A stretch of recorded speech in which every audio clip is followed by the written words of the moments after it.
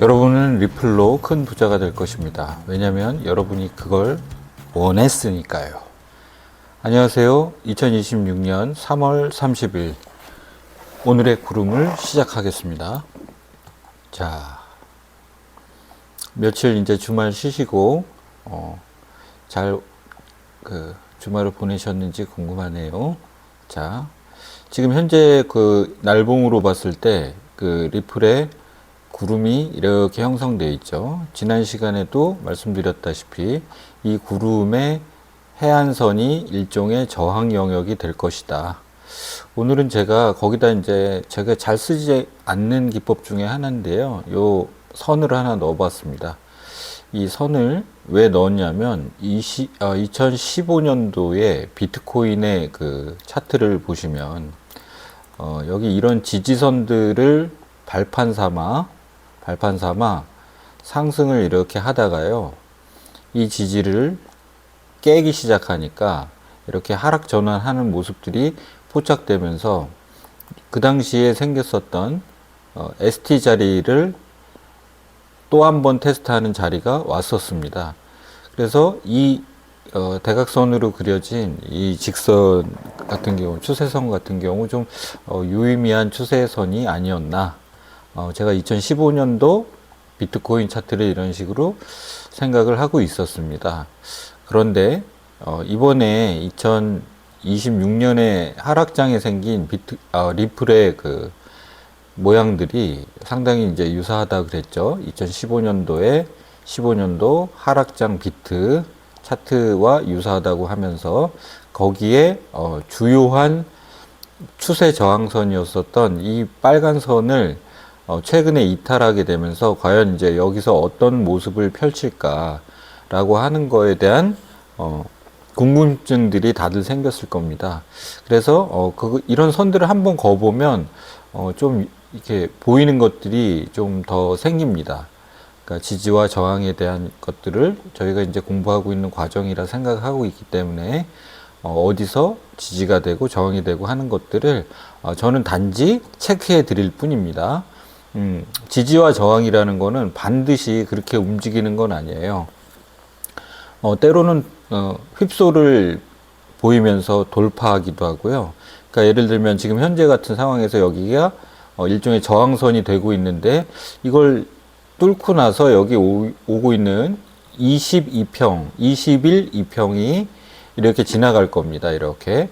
그럼 또 거기까지 저항을 받을 수도 있고 그냥 이 선에서 저항을 받고 여기서 와리가리를 칠 수도 있고, 그거는 아무도 모르겠죠. 다만 이제 이런 유의미한 밟고 올라서는 계단들이 생기게 됐을 때, 자, 이런 거 여기 이제 지지가 이제 처음에 생겼으면 그 다음에 생겼었던 선에 의해서 여기 지지가 되고 또 이런 데 지지가 되고 하면서 계단의 끝자락들이 이렇게 형성이 됩니다. 이런 식으로 계단이 생기죠. 이렇게 계단이 생기죠. 이렇게 계단이 생기면서 상승을 하는 것처럼 내려올 때도 그 유사한 모습을 보입니다. 과거에 생긴 이렇게 많은 사람들이 거래했었던 이런 횡보장의 이 둔턱이 있으면 이제 그런 자리에 상단 같은 데서 이렇게 지지를 받습니다. 지지를 받다가 힘이 약해지면 그걸 또 하락을 하면서 다음 계단이 형성되죠.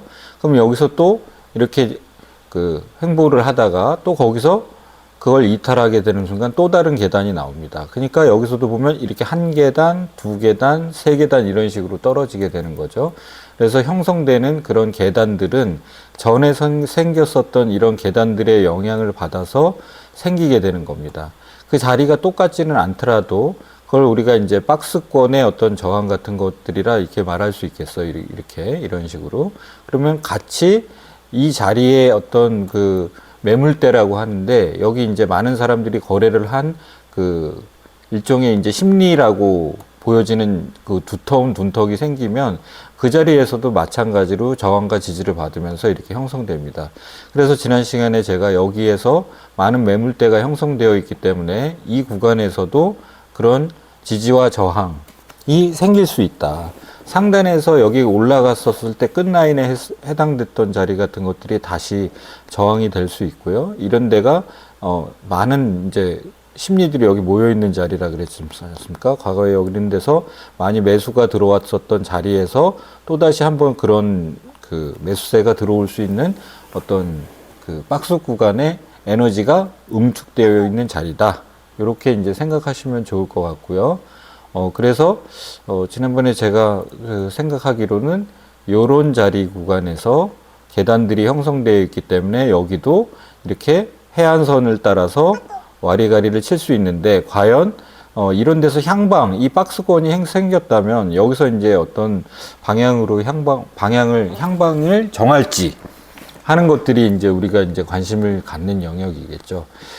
근데 이제 구름의 원리상 그 구름이 좁아진 지역이라든가 음운에서 양으로 바뀌는 그런 지점이 취약 지점이다. 그래서 뭐 어떻게 해서 가든 그 지점을 향해서 돌격하는 경향이 있다.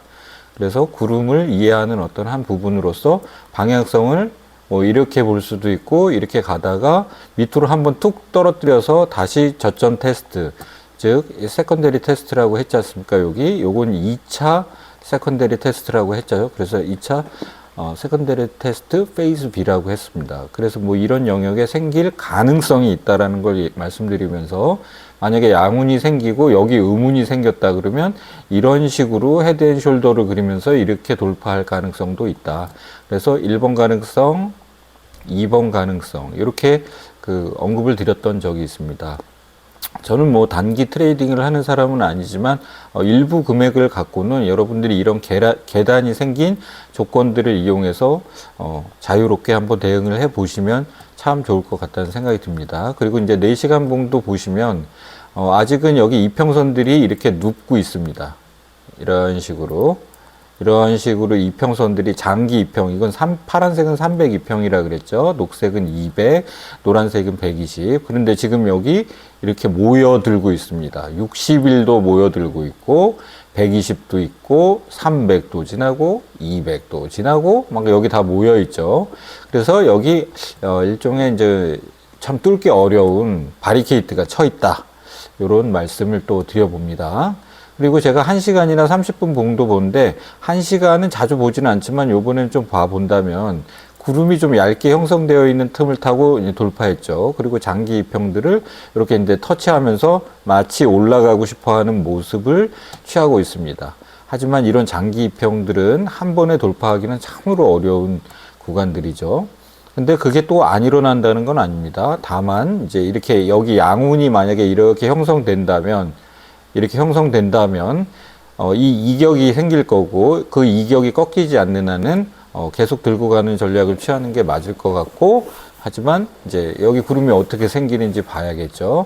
그래서 이제 30분 봉, 1시간 봉들로 봤을 때는 아주 예쁘게 음운을 돌파하는 모습을 취하고 있습니다. 30분 봉에서는 302평을 저항을 받고 있네요. 저는 이런 사실만 알려드리고 각자 자기가 판단해서 움직이는 거는 스스로 자유롭게 한번 생각해 보시길 바랍니다. 양운이 나타났을 때는 이 양운이 음운이 안 만들어지고 계속되는 한은 보유 전략을 취하는 게 좋다. 이런 강의를 예전에 해드린 적이 있었고요. 그런데 이제 여기서 만약에 이렇게 가다가 만약에 음운이 발생한다. 음운이 생겼다는 거는 여기 이제 이런 와리가리를 쳤다는 거죠. 그래서 양운으로 근접을 했다는 겁니다. 그래서 근접하고 있는지 항상 유심해서 봐야 된다.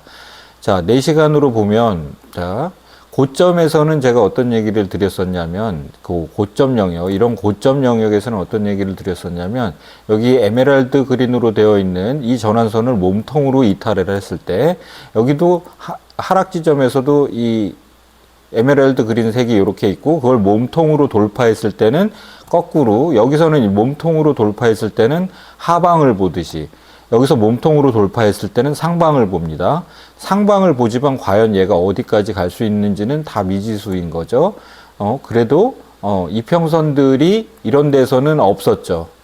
이런 데서는 없었으니까 계속 이평선들을 향해서 돌격 앞으로 했죠. 하지만 여기서는 이평선들이 이렇게 모여 있죠. 그럼 여기서 어떤 일이 벌어질지 한번 유추해 보시기 바랍니다. 제가 느끼기에는 여기서 그래도 좀 두들겨 맞지 않을까 하는 그런 생각도 들고 있는데, 잘 생각해 보시기 바랍니다. 이걸 돌파하는 순간, 이런 때에서는 어떻게 보면, 캔들 몇 개를 더 보고, 이게 돌파였구나 하면서 그 다음을 유추해 볼 수 있겠죠. 우리는 어떤 증거가 일어났을 때 행동하는 것을 추구해야 됩니다. 증거 입각한 어떤 그 매매가 참 도움이 되죠. 증거가 없을 때는 흘러가게 놔둔다. 하지만 이제 늘 큰 그림들은 그려가면서 좀 보시면 좋을 것 같습니다. 그리고 또 2015년도랑 만약에 계속 과거에도 계속 비슷하게 내려왔다고 하지 않았습니까? 이렇게 비슷하게 내려왔기 때문에, 이렇게 비슷하게 진행을 했기 때문에 현재 이런 추세선을 이제 요 하방 이탈한 요런 지금 현재 상태에서도 저는 요런 자리와 유사하지 않을까 하는 생각을 하고 있습니다. 이 추세선들을 이렇게 봤을 때 여기쯤 어디가 아니지 않을까, 여기쯤 어디가 아니지 않을까 하는 그런 그냥 짐작입니다. 짐작도 해보지만 저는 일부 금액들은 좀 그래도 우리가 배웠었던 걸 좀 적용하는 측면에서 이 ST 자리와 상응하는 어떤 구간에서의 지지를 한번 그려보고 있습니다.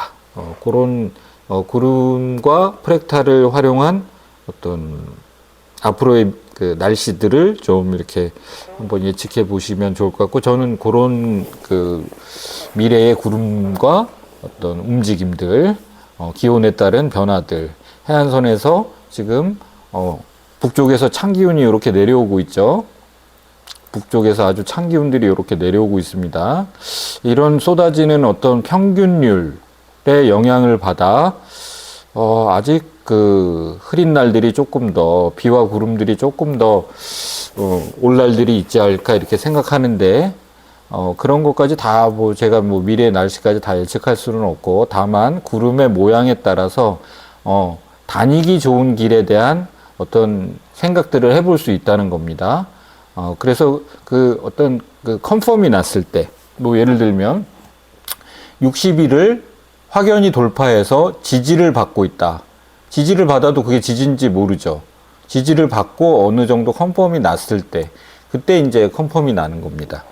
그런 식으로 생각을 해 보시면서 대응을 해 보시면 좋을 것 같습니다. 그래서 오늘 4시간도 한번 봐드렸고요. 1시간 30분. 근데 1시간 30분에서는 우문을 돌파하면서 양운이 생기고 있는 구름 모습을 관측할 수 있었습니다. 자, 오늘의 날씨는 여기까지 하고요. 대응하시는데 도움이 되면 참 좋겠습니다. 네, 다음 시간에 또 오늘의 구름으로 만나요. 안녕히 계십시오.